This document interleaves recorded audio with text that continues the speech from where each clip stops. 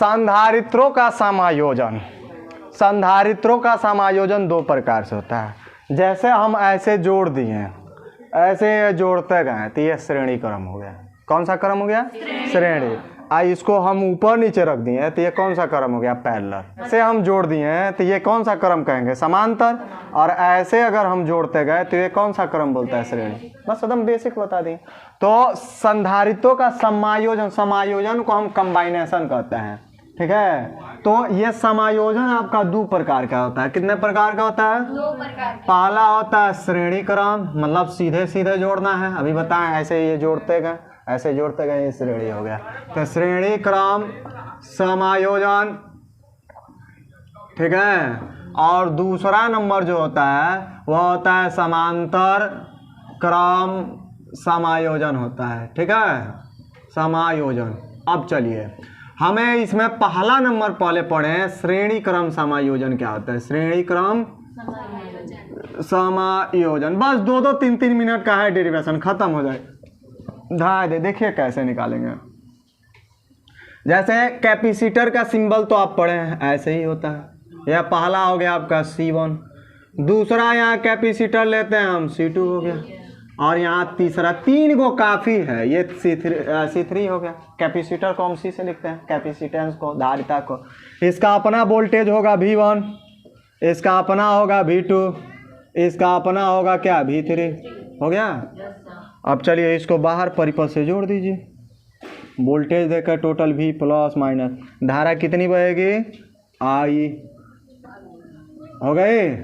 अब चलिए तो यहाँ नाम दीजिए, इसका नाम देंगे A, इसका नाम देंगे हम B, इसका नाम क्या देंगे? A, और इसका नाम तो लिखेंगे यहाँ पे A व B के बीच तुल्य, माने तुल्य मतलब टोटल विभव कितना होगा?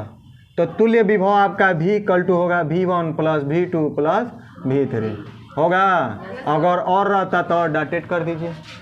चूँकि हम जानते हैं, क्या जानते हैं कि वैद्युत धारिता, वैद्युत धारिता क्या जानते हैं? तो C बराबर होता है Q बाई V। तो यहाँ से अगर V निकालते हैं तो यहाँ आ जाएगा Q बाई क्या हो जाएगा? C होगा। तो इसी प्रकार अगर निकालते हैं, लिखेंगे इसी प्रकार अगर निकालते हैं हम V1 तो क्या लिखेंगे? Q बाई C1, क्योंकि वोल्टेज आवेश तो एकदम समान है, क्योंकि धारा समान है। V2 लिखते हैं तो क्या लिखेंगे? Q by C2। V3 लिखते हैं तो क्या लिखेंगे? Q by C3, dot dot dot, मतलब जितना रहता है उतना सब वैल्यू यहाँ लेकर रखिए। तो रखेंगे तो अतः कर दीजिए, V के जगह पर कितना रखेंगे? V के जगह पर Q बाई C बराबर 1 बराबर V1 का मान कितना है? तो आपका है Q बाई C1। V2 के जगह पर क्या लिखेंगे? Q by C2। V3 के जगह पर Q by C3 plus dot dot, सब में कॉमन क्या है? Q। तो जब कॉमन लोगे तो यहाँ क्या बचेगा? 1/C1 plus 1/C2 plus 1/ plus dot dot dot, Q से Q कट गया, बचा क्या आपका? 1 और नीचे C बराबर 1/C1 प्लस 1/ प्लस 1/, यही ना बचा। मतलब जितना रहेगा उसको सीधे सीधे जोड़ दीजिए। जैसे मान लो यहाँ पे ऐसे एक फिगर बना कर हम समझा देते हैं।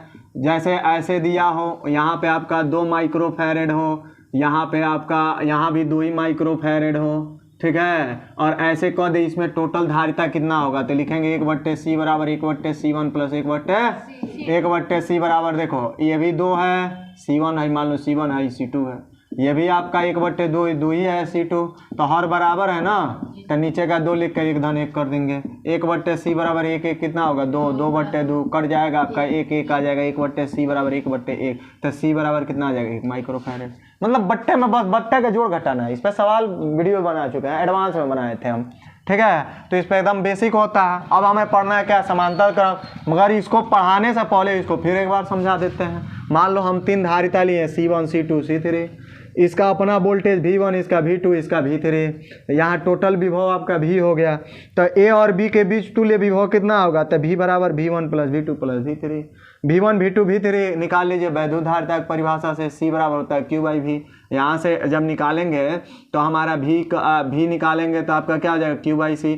इसी प्रकार अगर V1 लिखते हैं तो Q बाई C1। क्यों नहीं हम Q1 लिखे हैं? क्योंकि धारा सब में समान प्रवाहित हो रही है। आपका हो गया V2 निकालें, V3 निकालें, ये सारा वैल्यू ये यहाँ रखिए, ये वाला यहाँ रखिए, ये वाला यहाँ रखिए और ये वाला यहाँ रखिए, रखते हैं ये आता है सब में कॉमन क्यू है, क्यू कॉमन लेकर काट देंगे, हमारा ये हो जाएगा। हो गए, एक और है, 2 मिनट 3 मिनट 4 मिनट और लगेगा, फट दे हो जाएगा। देखो कितना जल्दी। नंबर आपका क्या था, समांतर था ना, समांतर क्रम समायोजन। देखिए समांतर क्रम समायोजन क्या होता है, जैसे बताए हैं श्रेणी क्रम में वैसे समांतर में बता रहे हैं। जैसे ये 3 लिए ऐसे जोड़े, इसको सीरीज बोलते हैं। आप पैरेलल, ये हो गया ऊपर नीचे, ये हो गई, ठीक है, तो इसी को समांतर कहते हैं। तो इसमें हमें किसको जोड़ना है, तो समांतर क्रम समायोजन में संधारित्र को जोड़ना है, न कि प्रतिरोध को, न कि प्रेरकत्व, तो आगे मिल जाएगा वो।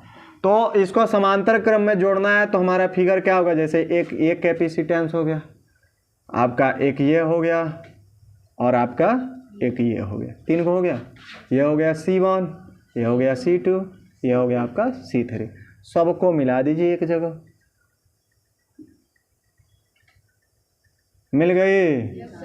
हाँ ठीक है, अब देखिए सुंदर बना है, छछुन्नर जैसा लग रहा है क्या, अति सुंदर। यही लिखा उठाओ पर 90% पे समझ रहे हो, यही लिखा उठाओ पे। अब ये कह रहे हैं लो सुंदर, अब इससे सुंदर तो नहीं लिख पाएंगे हम, उसके लिए डिजिटल बनाना पड़ेगा। यहाँ ये सब में वोल्टेज एकदम समान होगा, यहाँ प्लस लिख दीजिए माइनस, यहाँ धारा जा रही है I, यहाँ से निकलेगी I है। ये हो गया पॉइंट का नाम A और इस पॉइंट का नाम देंगे हम B। इसमें धारा जा रही है I1, इसमें जाएगी I2, इसमें जाएगी I3, इधर हो गया आपका ये। तो इस उस वाले में विभव से प्रूफ करते हैं, इसमें कुल धारा निकलेंगे, लिखेंगे A व B के मध्य कुल धारा, टोटल करंट कितना होगा, तो I इक्वल टू होगा आपका I1 plus I2 plus I3, यही ना होगा, प्लस डॉट डॉट डॉट छोड़ दीजिए। अब देखिए एक चीज़ है, चूँकि हम जानते हैं वैद्युत धारा की परिभाषा से I बराबर क्या होता है, आवेश प्रवाह होने की दर को हम क्या कहते हैं, वैद्युत धारा। 5वां पार्ट का पहला टॉपिक वह है, मगर दुर्भाग्य कि हम लोग 4था चैप्टर पढ़ रहे हैं, ठीक है। तो हमारा I बराबर क्या होता है, Q/T। तो अगर हम निकालते हैं यहाँ से I1 लिखेंगे इसी प्रकार, अगर हम I1 लिखते हैं तो क्या लिखेंगे, Q1/T, यही लिखेंगे। I2 लिखते हैं तो क्या लिखेंगे, Q2/T, क्योंकि समय तो एक ही साथ सब में धारा प्रवाहित हो रहा है ना। अगर I3 लिख रहे हैं तो क्या लिखेंगे, Q3/T। यह सब वैल्यू इसमें ला कर पुट करिए, तो जैसे पुट करेंगे तो लिखेंगे। अतः यहाँ I1 का मान क्या है, Q/T बराबर I2, I का मान है Q/T, I1 का मान क्या है, तो Q1/T, I2 का मान क्या है, तो Q2/T, यही ना है। और I3 Q3/T plus dot dot, सब में नीचे क्या कॉमन है, हमें तो लग रहा है 1/T है कि नहीं है। बचेगा क्या, Q1 plus Q2 plus Q3 plus T से T बच गया क्या, जो बच गया कह दीजिए, लिख लीजिए, जो बच्चा आपको दिखाई दे ही रहा है कि नहीं है। देखो कह रही है अक्सर, वो तो हम भी जा रहे हैं, वही चीज़ है, कट गया, बचा यही ना। अब चलिए, चूँकि हम जानते हैं वैद्युत धारिता आपका C बराबर क्या होता है, तो Q/V। तो अगर Q निकालते हैं तो क्या लिखेंगे, C/V लिखेंगे ना। इसी प्रकार धाएं दे सिमिलरली करके नोट कर दीजिए। अगर Q1 लिखते हैं तो C1/V, वोल्टेज सब में समान है। Q2 लिखेंगे तो क्या मिलेगा, Q2 लिखेंगे तो क्या मिलेगा, C2/V। Q3 लिखेंगे तो क्या लिखेंगे, C3/V। ये सब वैल्यू इसमें पुट कर दीजिए, आ जाएगा आंसर।